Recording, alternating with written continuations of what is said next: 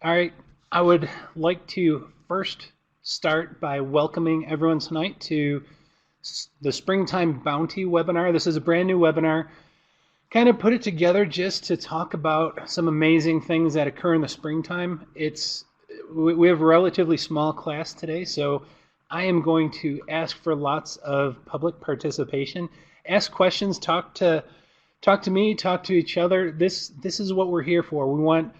We want to be able to ask questions that we have about wildlife, especially whatever topic we're talking about in this springtime bounty. I'm hoping to teach you a few new lessons that you may not have heard before. I've got a couple of words in today's presentation that I hope you write down so you can dazzle your friends and quiz them on it, because I'm almost positive there's a couple of things they probably have never heard of before. So with that, we're going to get started with tonight's webinar, which is Springtime Bounty. I'm your presenter, Daryl Radijak, a wildlife biologist. Most of you know me fairly well. And so to get started here, obviously what I like to do is tell you a little bit about my wildlife experience. I think a couple of you might smile because you probably never saw this picture before. I was going through some older photographs. This was a goose roundup I was on, probably about 5 or 6 years ago in Tennessee. But to let everybody know about my wildlife experience, I do have my degree in wildlife management from the College of Environmental Science and Forestry, which is, in case you don't know, it's on the Syracuse University campus. Fantastic school for wildlife and for forestry.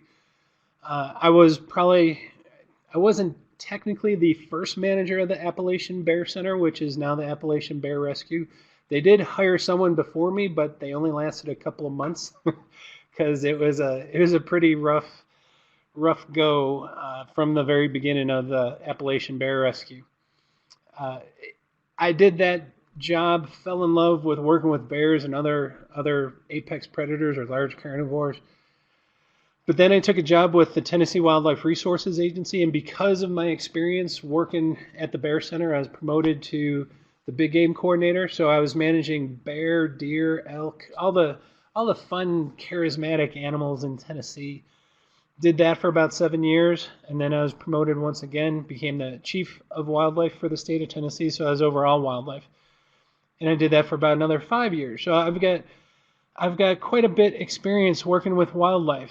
And so hopefully what I teach you today is pretty sound material. And in fact, I challenge you to look up anything that I teach you, because what we do here at Wildlife for You, we make sure that we are teaching real science. This isn't opinion. This isn't what I think.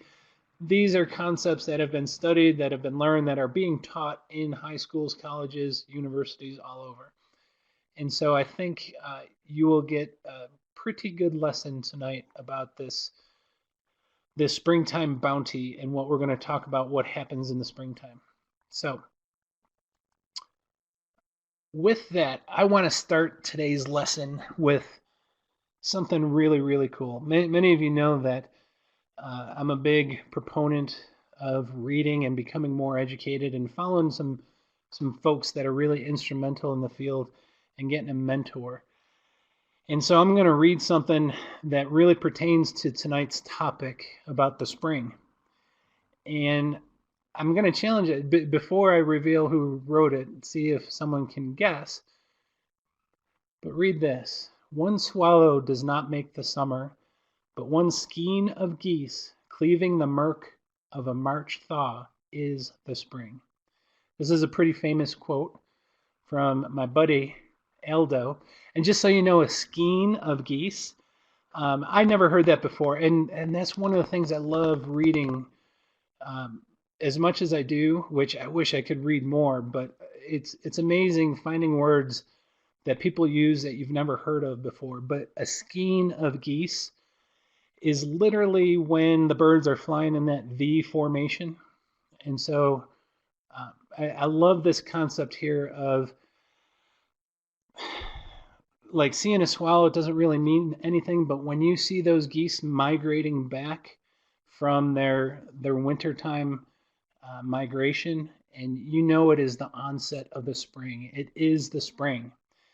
And so one of the things I wanted to ask everyone, just after reading that, I totally get what Aldo was talking about. When he sees that, it just stirs something that it's a changing of the seasons. And so I wanted to ask each and every one of you, if you was there something when you were a child or even now that represents the coming of spring? I've got one I'll show you in a second, but I'd love to hear, for example, um, I'm so glad you put that, Summer. Spring peepers, California poppies. My mom used to always seeing her first cardinal of the spring. We lived in Western New York, and she loved seeing that first cardinal. Well, Lori, yeah, the gnats. I didn't say it had to be something like wonderful and jovial about it. So if you get gnats and you know spring is upon you, then that's that's that's your own thing. I'd rather see a bird than a gnat. There's a bunch of comments there. I gotta go back.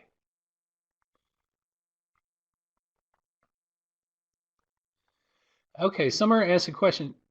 So there are lots of times geese don't migrate anymore, thus they don't return. Why is this? Well, there's only one species of Canada geese, and just so you know, they are Canada geese. They're not Canadian geese. Wildlife know no nationalities, so they're Canada geese. And what we have now is we have migratory Canada geese, which do fly back and forth every spring, every fall. But we also have what are called resident Canada geese, and those are the ones that they literally live there year round. Now, for the most part, they are more in the southern latitudes because in the northern latitudes it does get too cold, and so they wouldn't fare well in the winter times. But in the more southern latitudes where you don't have really heavy winters, you have these resident geese that can stay year round. They don't fly, they don't migrate north and south. And there's still debate on what is causing that, whether or not it's more of a climate change type of thing. But it also has to do with more and more people having these residential areas along lakes and shorelines that people oftentimes will feed geese. And so if there's a constant supply of food, those birds don't have to go anywhere. And so if you took, I forget which webinar it was, but we were talking about, it was the Winter Wonderland webinar that we taught back in January. And it mentioned about adaptations for surviving the winter. And one of those adaptations for birds is migration. And so that migration is based on the lack of food.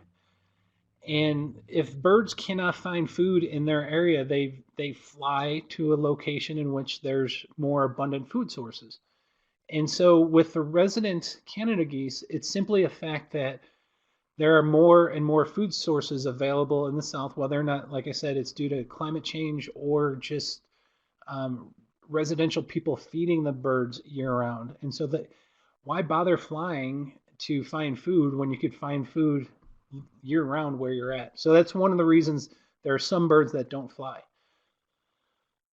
Okay, let's see what other questions or comments. New flowers bursting. You're going to see a couple of pictures of flowers. Thunderstorms. I'm glad you brought up that, Sandy, because we're going to talk about that.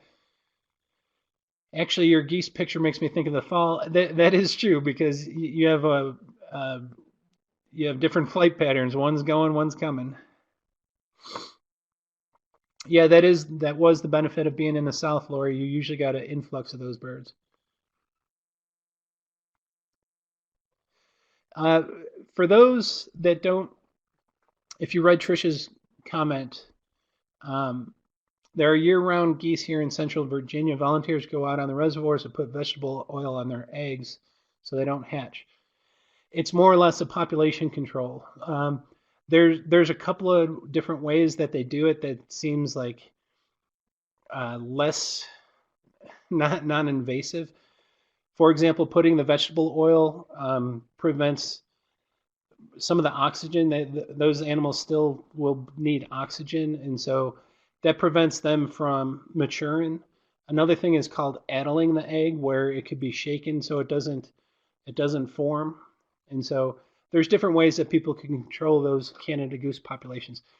All right, moving on. The one thing I wanted to show, and I'm so glad a couple of you have mentioned it, because I understood what Elda was talking about here of seeing the birds migrating, and you knew spring was near or spring was upon you. And some of you mentioned this. And where I came from, which is Western New York, and then even in Tennessee, I lived in very wet environments. And so we had marshes, we had bogs, we had wetlands. And so one of the things I absolutely loved about the springtime was sitting out and listening. I'm going to get my mouse. Listening to this guy. If for those that don't know, just close your eyes. I'm sure y'all have heard this before.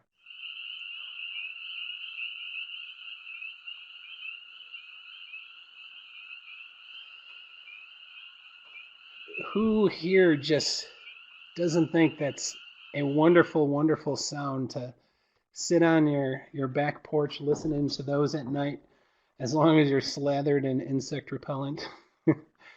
But yeah, that's one of those relaxing, comforting sounds. And you just couldn't. I remember as a little boy, I could not wait until the springtime rolled around, so the spring peepers would come out.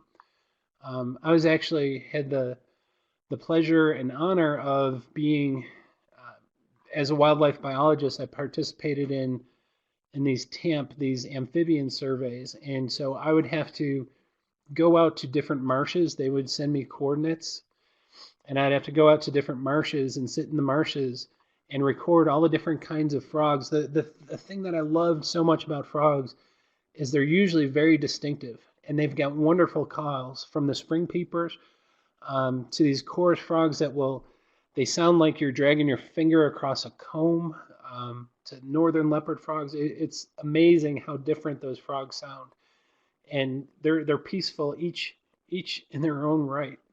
Crazy enough. I'm glad to hear that, Kelly. Kelly mentioned about droughts in California. There's been droughts. We've been on about a 15-year, it's about a 20-year drought cycle. And the West, for the last decade, almost 15 years, has been well below normal. But believe it or not, we should be, as long as things stay like they have been over the last few centuries, we should be coming out of this drought pattern. It's related to the ocean currents, the El Nino effects. And so we should be coming out of this drought cycle and hopefully getting wetter here in the West again. Lori Gunter, that's a really good question about, do frogs only peep at certain temperatures?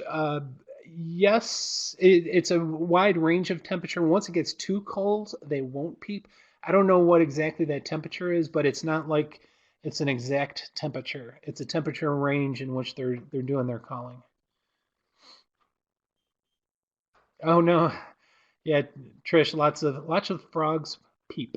So, okay, let us move on to the gist here.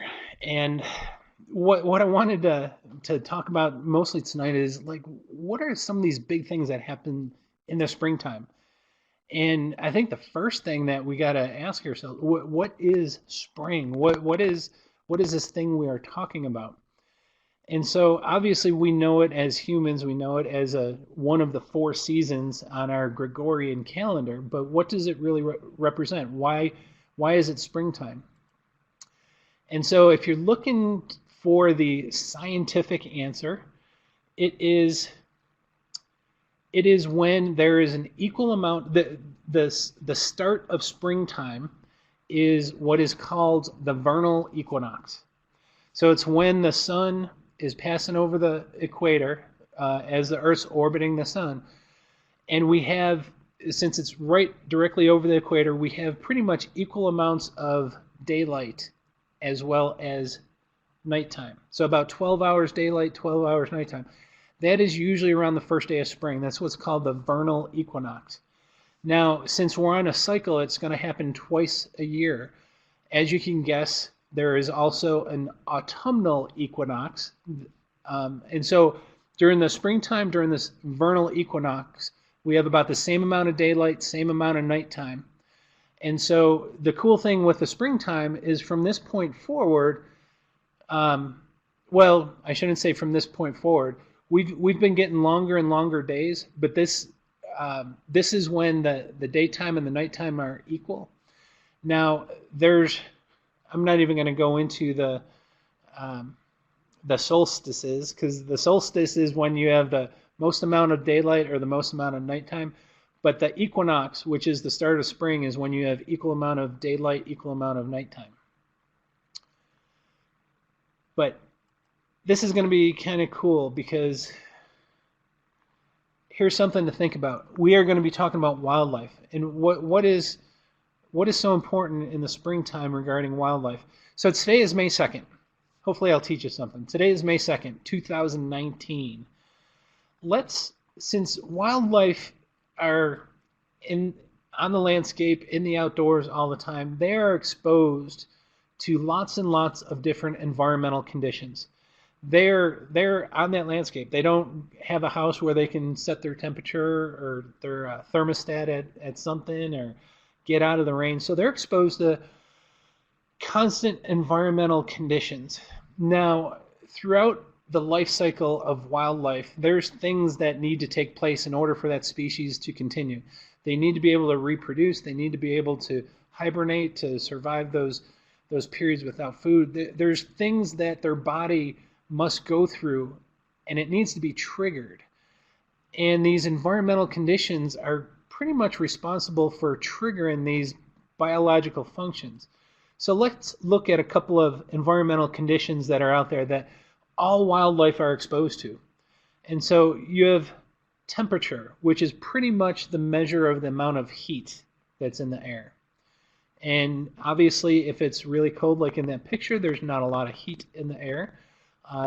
Midsummer, there's going to be quite a bit of heat in the air. Another environmental condition that all wildlife are exposed to is precipitation, the amount of rainfall or even snowfall. So they're exposed to precipitation. These animals also experience differences in barometric pressure.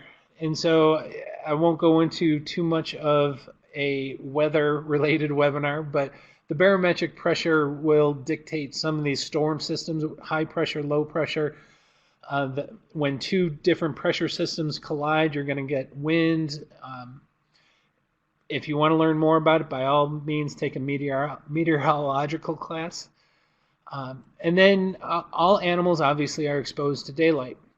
So let's look at these environmental conditions for May 2nd, 2019.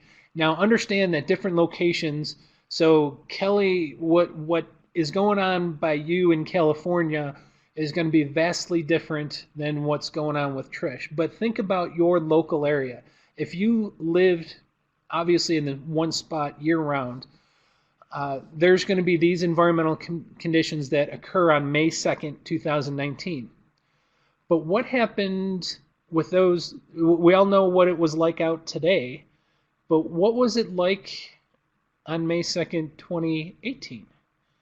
Or maybe 10 years ago in 2009, or 1979, or 1850. You go back 100 years. You can go back as far like when Columbus landed in North America. May 2nd, if you're looking at all those environmental conditions, doesn't matter if you go back in time 10 years, 20 years, 200 years, 500 years, or if you go forward in time, say May 2nd, 2050, if you look at those environmental conditions, what's going on? Is anything going to be consistent? Is temperature, will the temperature on May 2nd be exactly the same in all those dates? Heck no. Temperature is going to be vastly different. So an animal can't depend on temperature being the same. What about precipitation? Heck no. You know, Some days it rains on your birthday, some days it's beautiful on your birthday. What about pressure? Again, it's going to be highly variable on May 2nd in each and every one of those years. But how about daylight?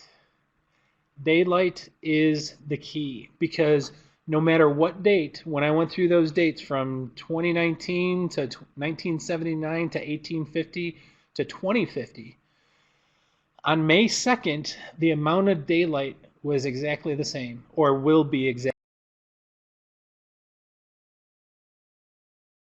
the same.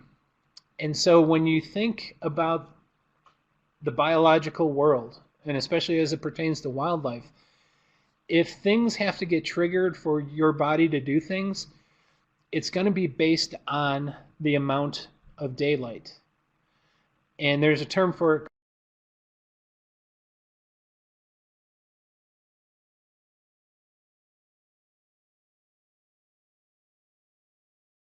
called photoperiod. I'll bring it up in a second. But when you're dealing with these environmental cues for your body to begin to do things, then in most situations, it's going to be based on photoperiod, the amount of daylight. Now, there are secondary factors. So your body or an animal's body could be waiting for X amount of sunlight to say, all right, we're going to enter the breeding season when there's this amount. Now, understand this is not a cognitive decision. Their body has evolved to trigger different releases of hormones, different behaviors will occur without the animal thinking about it, but it's based on the amount of daylight that the body or the eye receives. And so that is what triggers a lot of these biological processes to happen. Now, I keep mentioning wildlife, and whenever I mention wildlife, I'm talking about animals. Plants are the same way. Plants literally depend on sunlight a whole lot more than animals, although we all absolutely need sunlight in order to survive. But plants, you know, through photosynthesis, they need a certain amount of sunlight because they will create and generate their own food through that photosynthetic process. So where am I going with this? I don't know. Where am I going with this? Okay. What I want you to understand is most of nature's cycles are based on this concept of photoperiod. And so it's the amount of sunlight. And so the cool thing with the spring, the spring is triggering this new growth, this abundance, this release of energy and to begin growing the growing season again. Now, obviously, when it gets colder in the fall and the winter time, things will start slowing down. But it's this springtime bounty when it's like, all right, we know, our bodies know, the plants know, it's going to be getting warm, it's going to be getting nice, hopefully it's going to be raining. We're going to have about 6 months of a time of plenty. So now is a time we need to make things happen. And so here is where I want you to write something down, because I think this is awesome. Y'all know that in the springtime, birds will do most of their mating. In fact, as biologists, we are often doing our bird surveys in the springtime because the birds are very vociferous. They're very vocal. They're trying to attract mates. They're easy to identify through their vocalizations because they're calling constantly, trying to find that mate because it's springtime. It's the time to begin mating. And so because that breeding season, that mating season is triggered by the amount of daylight, most birds become very active in the springtime. Now, I tell you what, I'll make this offer to everyone in here. I'm looking for a term, and I'll describe it. And if anyone gets it, I'll give you the next 3 classes for free. So here's what's going on.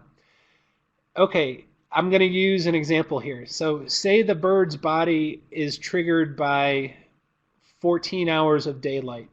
And as soon as we start getting 14 hours of daylight, the birds will start singing and they'll start doing their mating rituals and doing their mating calls. And so that's what happens in the springtime. Now, a crazy thing happens in the fall. It's variable depending upon species, but in the fall, remember, excuse me, remember this is cyclic. So the amount of daylight will increase and then it'll decrease. So you're going to have two waves of two periods in time when the amount of daylight is exactly the same. So in the fall, there's going to be a point in time that we're going to see 14 hours of daylight again. And crazy enough, what we see is a peak. Even though the birds aren't breeding, we'll hear birds doing this mating call in the fall. Now, it's not crazy all over the place, but we'll just see an uptick in the amount of mating calls that they'll be doing. Does anyone know what that term is? Because the reason I'm bringing this up, it rolls off, well, it rolls off my tongue. I love it. Lori's typing something.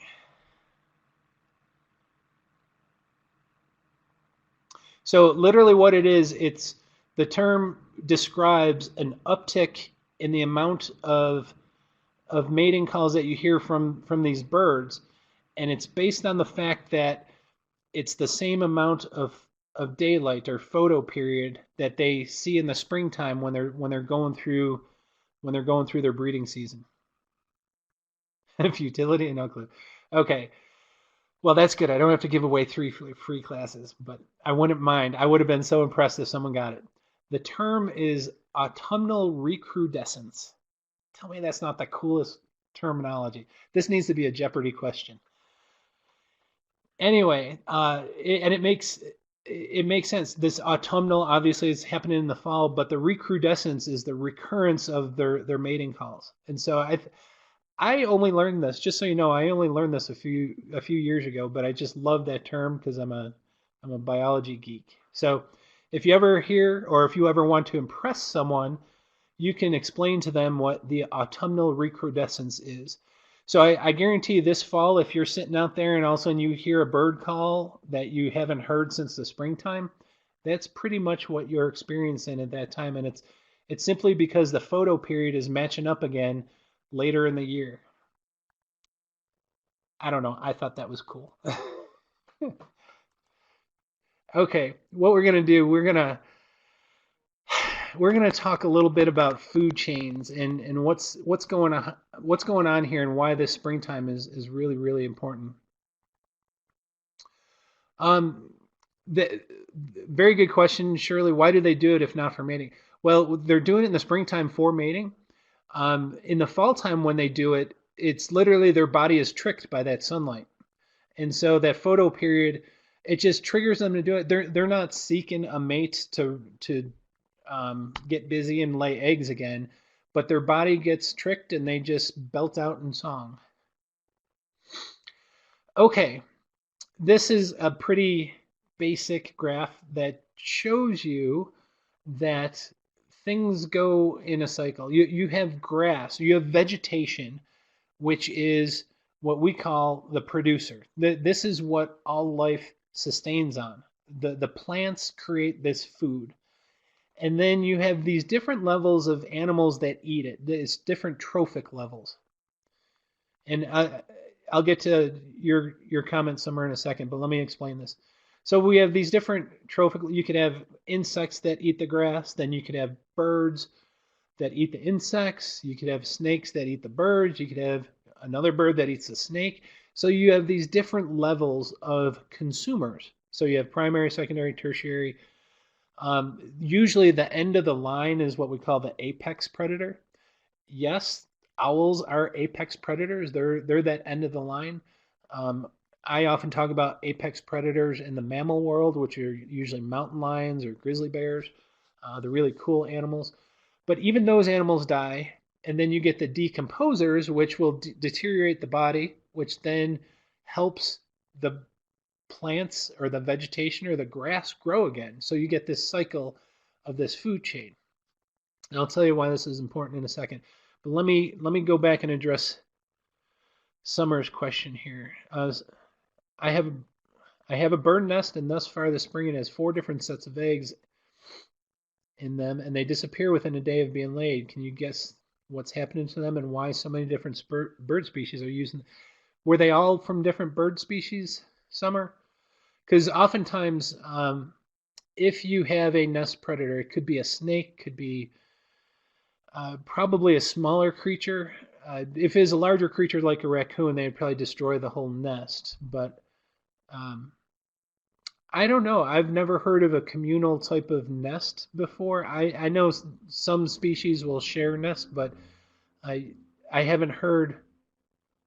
Oh, don't say that, Shirley. The reason being, I've got some slides about that. I think that it's really cool to mention.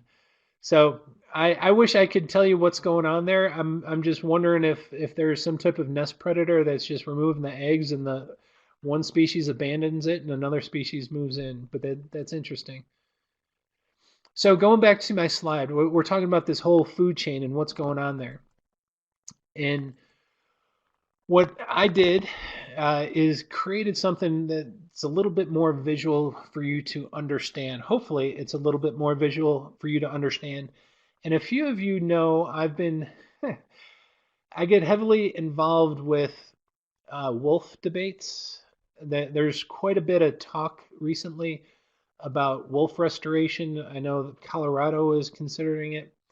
But I think this description of what occurs with the food pyramid and how spring relates into this is kind of interesting and helps you understand where my arguments in the wolf debates come from. So let's start with this food pyramid. And so at that bottom, and the previous slide kind of explained this, but at the bottom you have the vegetation, the grass, all the plants. That is what we call the producers. This is literally the base of the pyramid. This is what sustains all life. Now, we also have right above that, you have the animals that eat that vegetation. I'm only going to use two different animals in this little pyramid here. But you have herbivores. You have these animals that eat the vegetation. Now, if you notice there, the grass isn't doing so good. It's a little brown, it's a little short. But the herbivores are still eating it. They're still surviving on whatever grass is in there. This is obviously represents the fall and the winter. And so along comes the spring, and it's this growing season. And just like life is triggered in the animals, their bodies react differently, the plants do too. With the coming of the spring and the lengthening of the days, the plants will begin to grow and flourish. And so in the springtime, you have, oftentimes we call it green up. It's literally when grasses and leaves, everything's dry, brittle, just barely hanging on through the wintertime. And then finally summer comes along, spring comes along. Oftentimes spring brings rain, not in every part of the country, but oftentimes spring brings rain. And also, whoosh, you have this green up. And all of a sudden there's an abundance of food. And so what does that do for the deer? Now remember, the deer are waiting. They've evolved to try to drop their offspring when there's an abundance of food. And they do that. So spring comes along and most mammals are trying to have their offspring hit the ground when there's lots and lots of food available. And so you have this resurgence, not just in the vegetation, but you also have this resurgence in lots of these primary and secondary consumers, these herbivores. And so lots of life is blooming, from plant life to animal life. And as you go further up the chain or up the pyramid, you also have lots of other animals that are benefiting. And those are the apex predators or the secondary or tertiary consumers, because there's lots of animals for them to eat. Now, I will tell you without a doubt, please don't report me. Those are not mountain lion cubs, but they're fitting the bill for now. That is the only graphic I could find, and I think those are African lion cubs. But it looks, if I didn't tell you, you probably wouldn't even have guessed. So anyway, you have this flourishing. In the springtime, you have the vegetation growing. You have these herbivores dropping lots and lots of animals. You have all the way up to the top of the pyramid, that apex predator and they're doing well. There's lots of animals to eat for them. They're producing offspring. And this is where I get into the oftentimes a debate in this wolf argument, because there's one side of the story that says the introduction of apex predators is destroying the ecosystem. They're wiping things out, and I can't do a good job explaining to them that they can't. The apex predator, what an apex predator would do is they might decrease the number of herbivores that are out there.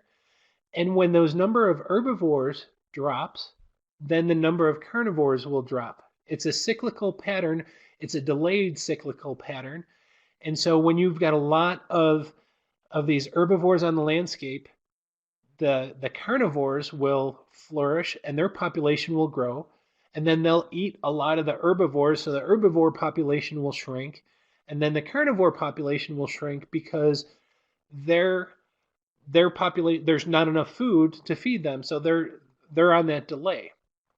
What I'm trying to explain to many folks who can't grasp this is I tell them more damage is done to an ecosystem when there's an overabundance of herbivores, not when there's an overabundance of carnivores.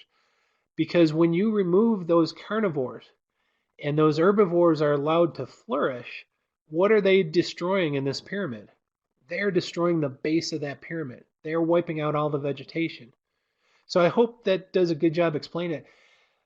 An ecosystem can be heavily, heavily damaged by having too many deer or too many elk or too many mule deer or whatever that primary herbivore is.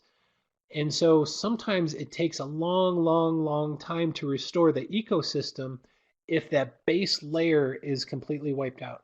Does that make sense?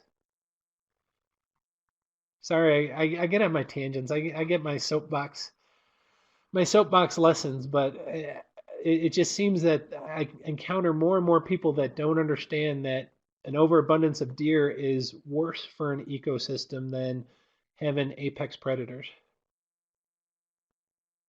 Okay, good. Whew.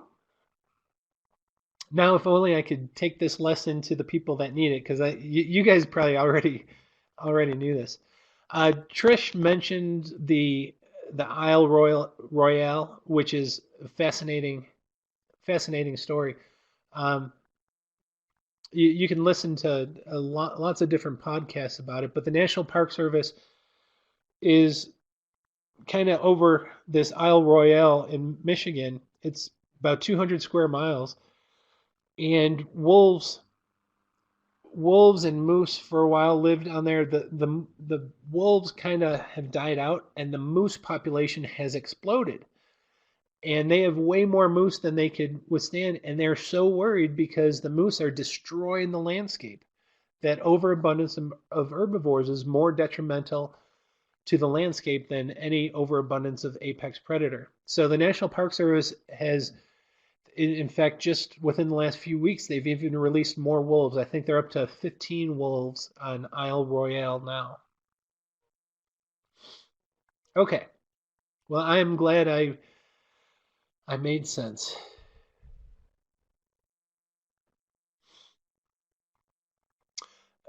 And Kelly, that is such an amazing point. When you're dealing with the general public and you're dealing with different factions in the general public, from folks that are afraid of wildlife, from folks that love certain kinds of animals, you're getting all different skewed points of view. And if they could just sit there and understand the foundation of this, you can't win an argument from their point of view. Science is the thing that we've got to fall back on.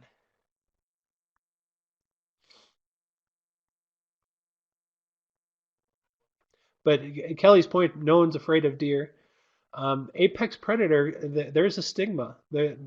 People get this, their inner emotions stir when they think of encountering a mountain lion or encountering a wolf pack.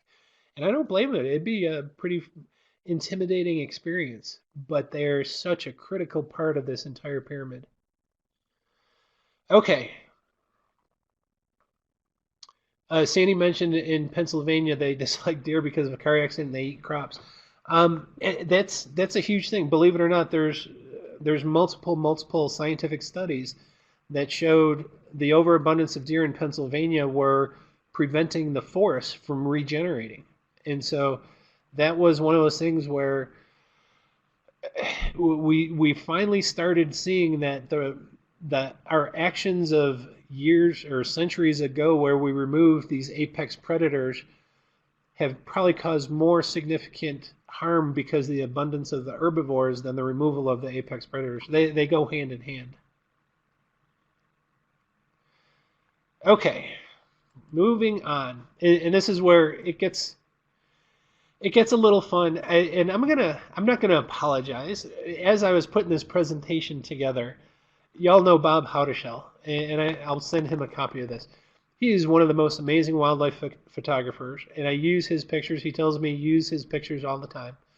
And Bob is actually coming with us to New Mexico for the swap trip. He's going to be our official photographer for that trip, so we'll have really good pictures this year. But I was looking through his slides of pictures I could use for this presentation, and he is the most amazing bird photographer I've seen. And so I started pulling pictures because he specializes in birds. He takes pictures of everything, but his bird pictures are phenomenal. So most people associate the springtime with birds. Birds are returning. They're coming to your bird feeder. You hear them singing. It's a happy time. They're making nests, and it's just a really cool thing. So I just wanted to show off some of Bob's amazing bird pictures. So that bird is calling. I tell you what, no, let me go back. Does anyone know what kind of bird that is? I tell you what, from here on out, I'm going to test you guys. So each slide I put up there, let's see if anyone can get it. Does anyone know what kind of bird this is? Sandhill crane. Very good, Trish.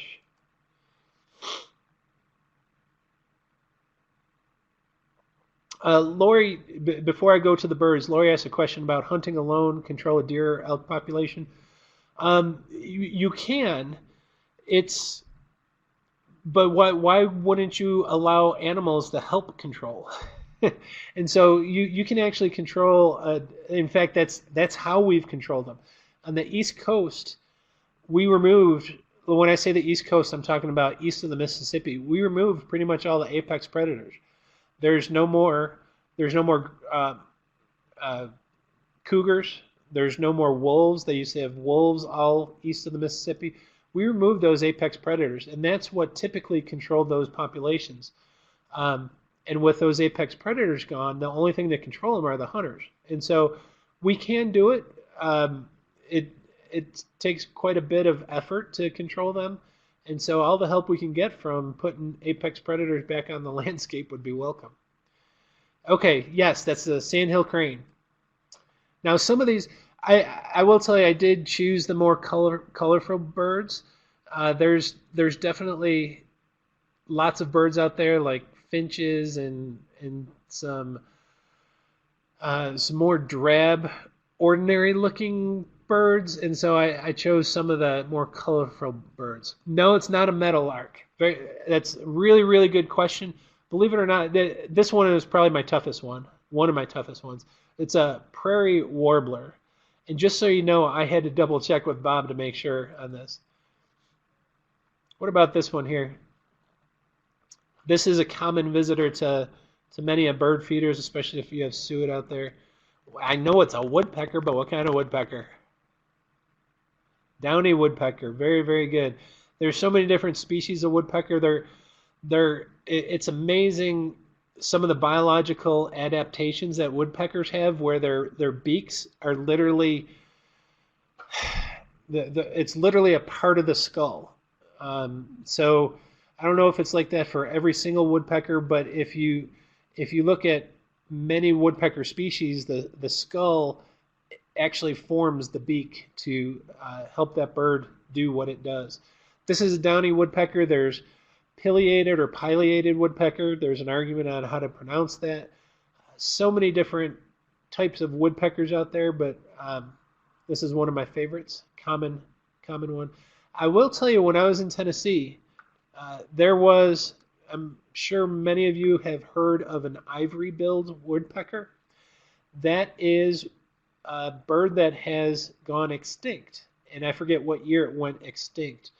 And then about 15 years ago, there was word that an ivory-billed woodpecker was heard because they have a very distinctive type of call or a pecking sound down in the swamps in the southeast. And our ornithologist at the time actually went down to try to find the ivory-billed woodpecker to no luck. All right, what are those? I think those are cool looking animals. They're, believe it or not, they're beginning to become a nuisance in that they have these huge rookeries around some of the lake shores, and they will literally nest by the hundreds in these individual trees or a couple of trees, and because of the fecal material, it kills all those trees. And so oftentimes along a lake, you'll see remnants of these rookeries where these birds were nesting. Yes, Bet got it correct. It's a cormorant, double-breasted or double-crested cormorant. Lori, the anhinga is a really good guess. They look very similar to this. The cool thing with an anhinga, it's also known as a snake bird because when it swims in the water, it almost looks like a snake going through. But these two are double-crested cormorants. What is this? Isn't that just a gorgeous, gorgeous bird? Not a parakeet. Parakeets are more or less a South American, Central American bird. These are all, everything I'm showing you is from North America. Not an indigo bunting. It is a bunting, but good try, Summer. It's a painted bunting. Very good, Shirley. Great guess. Absolutely gorgeous bird. This is one of my favorites. I use this picture quite a bit because it just reminds me of the Karate Kid. It's not a kingfisher. It's actually a green heron. But I put that picture there because I absolutely love that picture. What about this? I showed this earlier. I think I mentioned it. Yeah, Shirley's a pretty good birder, it appears. This one's a tough one. Nope, not a meadowlark. This is a common yellowthroat. All right, here's one a couple of you will probably know. It is a duck, Lori. You're getting better. You're moving more towards your naturalist award. No, this is a native. Not a merganser. This is a wood duck. Absolutely gorgeous bird. This is a male. I don't know why, but well, I do know why. Males of most bird species are absolutely glorious with their colorations. It is used to attract a female, but the males are generally just amazing. This is a wood duck. These ducks are all over North America. They're generally found along river systems, and they're cavity nesters. They'll nest in trees along the rivers. Yeah, surely I can see where you can mistake it. There's mandarin ducks that have similar type of body shape, also very, very showy, but this is actually a wood duck. I just love the colors of these birds. You will impress me if you get this one, Shirley.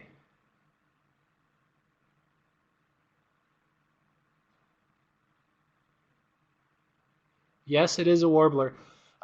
Lori, those wood ducks, yeah, they'll nest in a hollow tree somewhere, and when they're ready to fledge or leave the nest, those little ducklings or fledglings will jump out from that tree. They're hoping to hit water. That's why they usually nest right by water. But even if they hit land, it's amazing how these birds bounce, and they're usually okay. Obviously, if they hit something really hard, it would not be a good thing for them. But for the most part, it's a fairly soft landing, especially if they're hitting water. This is called a prothonotary warbler. I just think that yellow is just absolutely brilliant. How about this one? Someone mentioned this bird before with another one, but I love the blues here. Not a blue jay. Indigo bunting. Bet. Very, very good call. You got this one. But tell me, Bob Howdeshell is not a fantastic photographer. All right. If you don't know this bird, I promise you, you have heard this bird.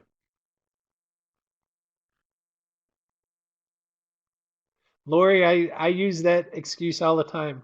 I am not a good birder, partly because I'm colorblind, so I can't see these birds as I see all the colors here just fine when they're bold and right in front of you. But if I'm looking at this bird through binoculars at 100 yards, it's difficult for me to pick them up. Red-winged blackbird. And if you heard, let me see if I can get this call really quick.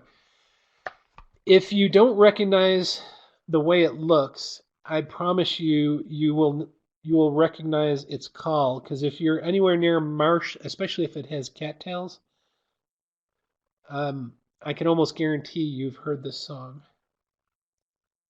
Hopefully, this will play quick.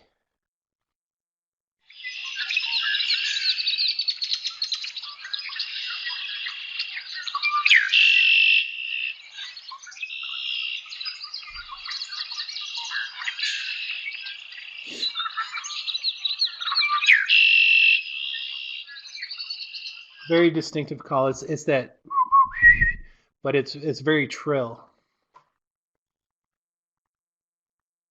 Let me go back see what comments y'all have made.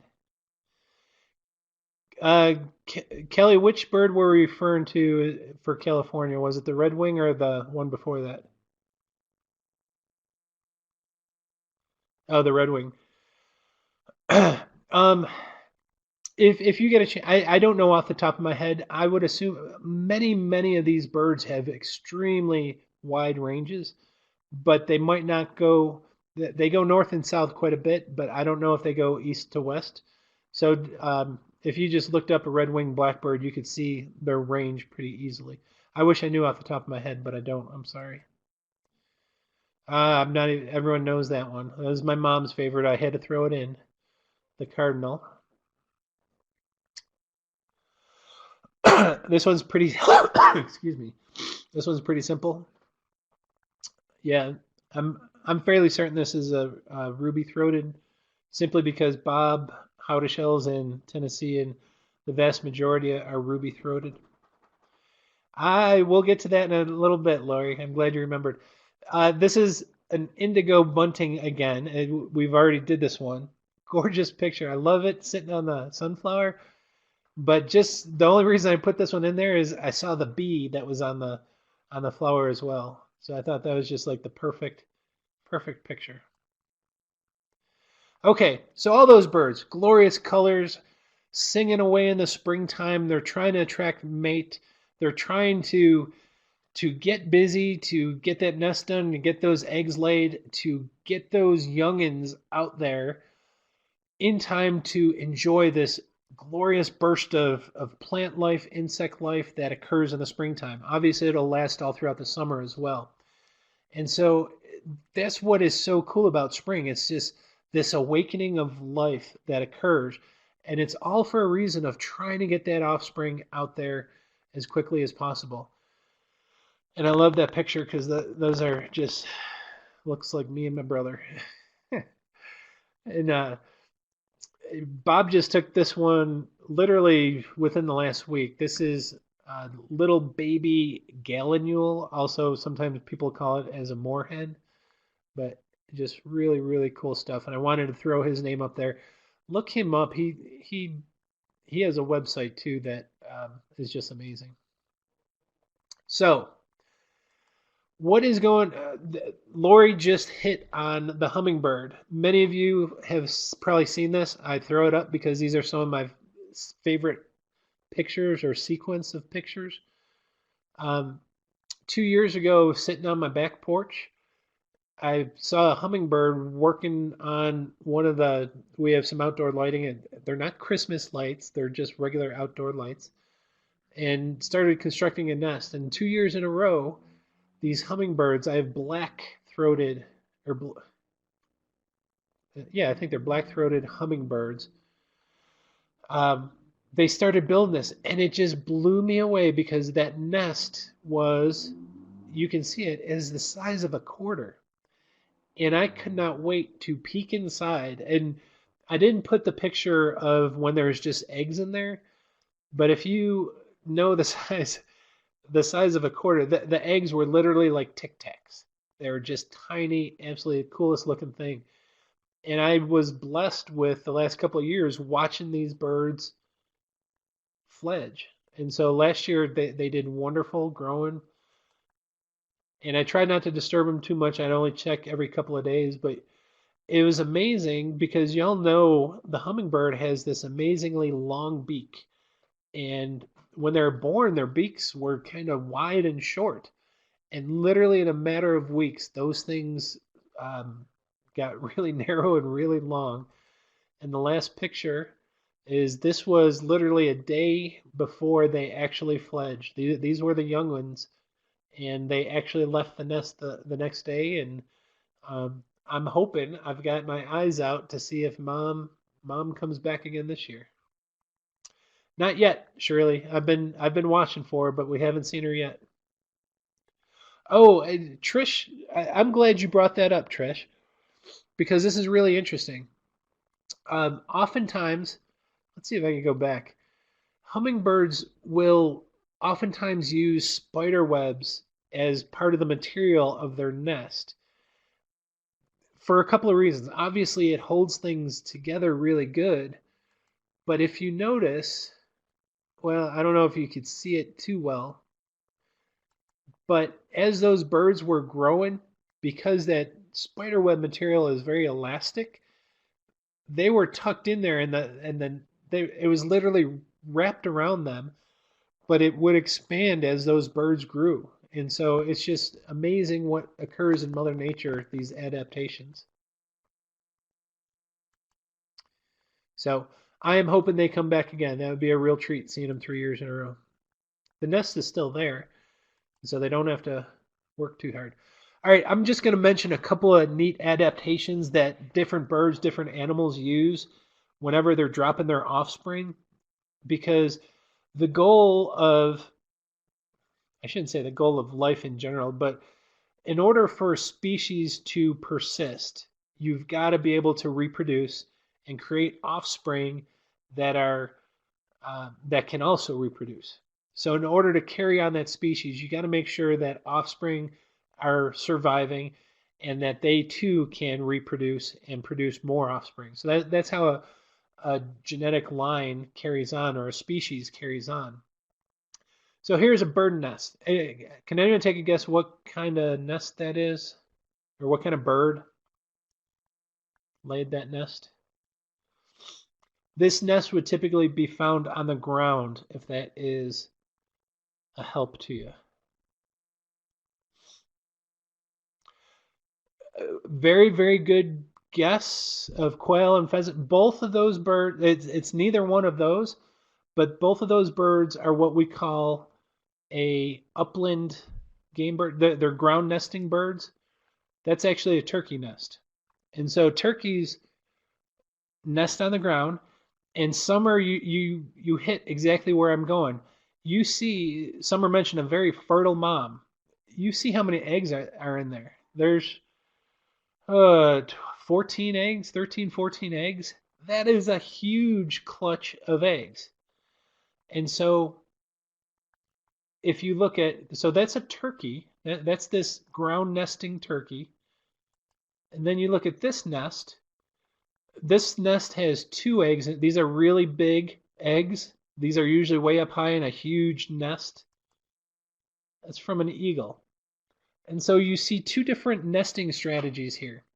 You have one bird that drops a whole bunch of eggs, and then you have another bird that drops 1 or 2 eggs. And so there's I'm always going to try to teach you. So there's some nerdy biological terms of different strategies that animals use. And some species are what we call R selected, and some are K selected. And what the R and the K stand for is their adaptation for how they're dropping their offspring. And so when you have an animal that experiences a high mortality rate, it's what we call R selected, because what they're doing, they're going to drop a whole bunch of offspring in hopes that one or two make it, because they know that a bunch of them are not going to survive. So the survival rate for these R selected species is pretty darn low. A K selected species usually gives birth to one or two or three animals or offspring, and there's really strong parental care, and they really nurture and guard over their one or two offspring in hopes that at least one of them survive. So you have R selected, and here's how I remember it. If you think of mammals, what mammal is known to breed and reproduce all the time? It's a rabbit. And so rabbits usually give birth to a whole bunch of little baby rabbits. They are R selected. So remember, R selected for rabbit. They drop a whole bunch of little baby rabbits because unfortunately they know a lot of them aren't going to make it. There's predators, there's disease, there's lots of things that go wrong. And so all the rabbits are hoping for is that one or two of their offspring survive. And so that's the R selected. Now the K selected, a couple of you mentioned like bears are K selected, humans are K selected. It's where you have just the one or two offspring, but there's just really a lot of parental care and guardian, and you make sure that your offspring survives. So that's a tactic that different species use, and you can tell pretty much what they are based on how many offspring they have. Yes, surely. And I'm glad you mentioned that, because I wanted to mention that when you're looking at uh, that food chain outside of the producers, outside of the plants and the grass, you have the herbivores and you have the predators. Those herbivores are usually R selected. They're dropping a whole bunch because they know that a lot of them are going to be picked off. Now, not all of them. You look at deer, and they're usually giving birth to one or two fawns, but things like rabbits and some of these smaller herbivores tend to get picked off. They feed all the other animals. But the further up you go the chain, you're absolutely heading more towards that K selected. So you don't. So bears, a lot of these apex predators are only giving birth to a couple of offspring. They're not giving birth to a litter of 12 bears or 12 mountain lion cubs. But that's a good way to kind of figure out if it's an herbivore. They tend to. I shouldn't say herbivore, because deer are usually giving birth to one or two, but when you're looking at some of these smaller mammals, they give birth to lots of offspring. Okay, here's another adaptation. Everyone knows that picture. I took that picture about 20 years ago, but that's a bear. And besides this idea of this R selected and K selected and how many offspring they're having, the way they have their offspring is quite different. And you'll see there's a big difference between herbivores and carnivores here. So a bear, if that bear was born a few days earlier, can it survive on its own? Can it get up, walk around, feed itself? Not really. And what that term is, that baby or that offspring, it's called altricial, highly dependent on mom. So you look at dogs. Look at, and it doesn't even have to be coyotes, but just domestic dogs. When they're born, those pups, their eyes are closed. There's not much hair on them. Those are altricial. They need a lot of maternal care. There's some animals that are born and they hit the ground running, because if they don't get up and run quick, they're going to get eaten. And so many, many animals from deer to caribou or moose. This is a picture of a moose. Those animals are what we call precocial. So they're born that within a couple of days, they literally within a couple of hours, most deer and elk, all the members of the deer and elk family, they can be up and running pretty soon. And so the faster they learn how to move and keep up with mom, the better their chances. So this is another different adaptation um, between species of how their babies are born. And Bet, yes, you are correct. Humans are altricial. Okay, and I'm actually nearing the end, and I cannot believe I've been talking over an hour because I thought this was going to be a 20-minute presentation.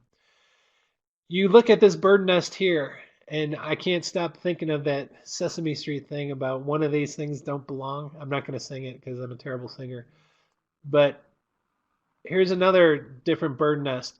If you notice, the oddball egg looks the same in both pictures, and Bet has nailed it. Um, that is from a cowbird. And Shirley, I'll go back to your comment in just a second. The cool thing with this, you see this oddball egg in this nest. This is an adaptation which I learned about a while ago, but I think it's fascinating because we're talking about how good an animal could care for its offspring and how many offspring do they have and what type of care is given. And then you have this guy. And when that egg hatches, do you think these are related? um, these are not the same species within that nest. And so generally that bigger bird it's what we call a nest parasite. It is created by this guy. This is a cowbird, a brown-headed cowbird. And what they are, they're these nest parasites. Tell me this isn't ingenious. If you were a mom and you're like, I don't feel like raising the kids today, you find the nest of another bird species that has just laid eggs. You go in there, you kick out a couple of their eggs, and you lay your egg in there. And then you just leave it. And the mom of the other species, she doesn't know. We always say animals can't count, or they're not gonna look at one egg and say, hey, that's not mine, I'm not gonna care for it. And so the the mom of the other species takes care of all those eggs that hatch, and oftentimes the offspring of the cowbird is raised by a completely different species. And so I think that's absolutely fascinating on how they do that. And that's probably one of my last lessons of the coolness of springtime. But let me go back. Shirley, did I miss a comment you made?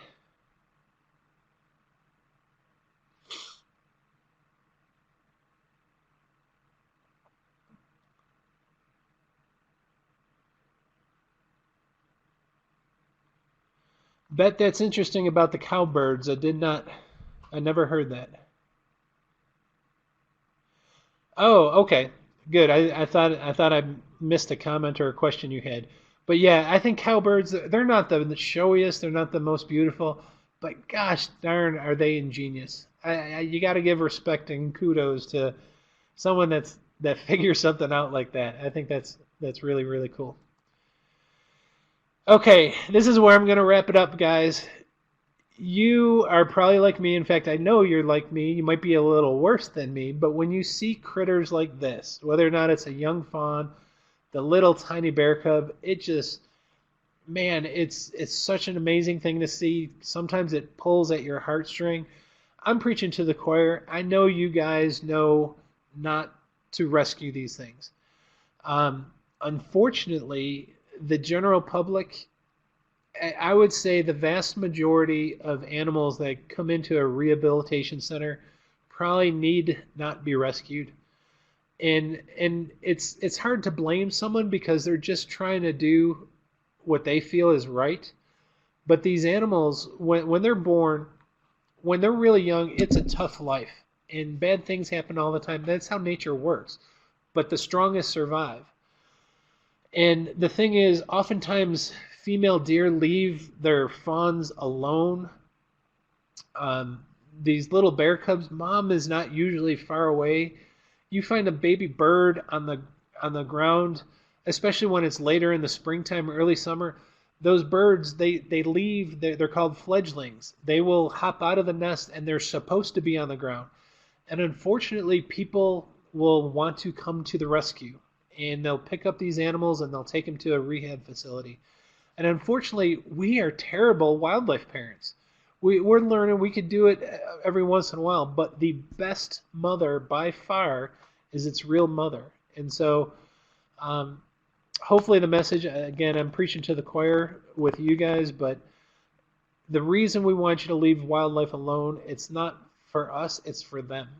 And so, um, yeah, pass the word on to all your friends that want to go save every baby animal they see. All right, what do I have left? I don't think I have anything left. Without a doubt, got to give Bob Howdeshell all the credit in the world. Did take a couple from Everett Regal. Everett's an amazing photographer as well. But without Bob Howdeshell, my presentations wouldn't be nowhere near what they are. He's just absolutely amazing and so gracious for letting me. Uh, this is embarrassing, Lori. I was hoping no one would ask that. It's some type of heron. Shirley, would you know? Or Bob didn't label this one, and I looked and looked. It was one of the coolest pictures, but he didn't label it, and so it's some type of shorebird. It's a heron of some sort, and it's just having a really really bad hair day. But I love that picture. So anyway, I gotta do this. Got to wrap it up here. Mark your calendars. I believe most of you are probably already signed up for these. 2 weeks from today. This is one that I've got to figure out how to keep within the time constraints, because we're going to be talking about wild invaders, non-native wildlife, what they are, why they're so bad, and what we need to try to do to deal with them. And so that's going to be a really good one. And in fact, I think you'll learn quite a bit in this. I might have Robert help me with this. Robert Brewer help me with this one. But wild hogs are a huge nemesis throughout most of North America now. They've been spreading like crazy for the last few decades, and we got to figure something out. After that, 2 weeks after that one, I'm doing one. I've got to change the picture here, because this is not going to be just about bear attacks. This is about wildlife attacks. This is when things go wrong, and there's stories about mountain goats and raccoons and all different things. And it's just what to watch out for, especially if an animal is acting strange, and what you could do to prevent a situation from occurring. But I do need to change the picture on that one. But that will be a good one. And you all know how to sign up for the classes. I think you're all signed up. What I think I may do here within the next week or two, if someone would remind me, I got to repost the way for people to do like the multi-class, either 3 classes or 5 classes, to get a discount. Because I feel bad because I've seen a number of you within the last few weeks sign up for the single classes. We do have the multiple classes we can offer. But just follow us on Facebook or Twitter. Huge shout out to Trish, who's on this webinar. Trish maintains the Twitter page, and she does a phenomenal job with that. And with that, I'll leave it here. I forgot to change the slide from the last time I gave the presentation, and so that's my salamander slide from our SWAP program. Any questions? Any comments?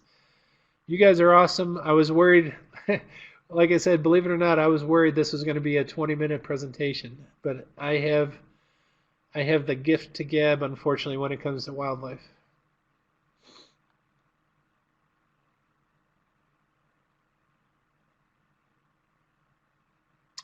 Well, thank you all. I'm going to bid you all farewell. My dogs have already bid me farewell. Hopefully the concussion's not too bad. Well, I'm glad you enjoyed it. I could sit here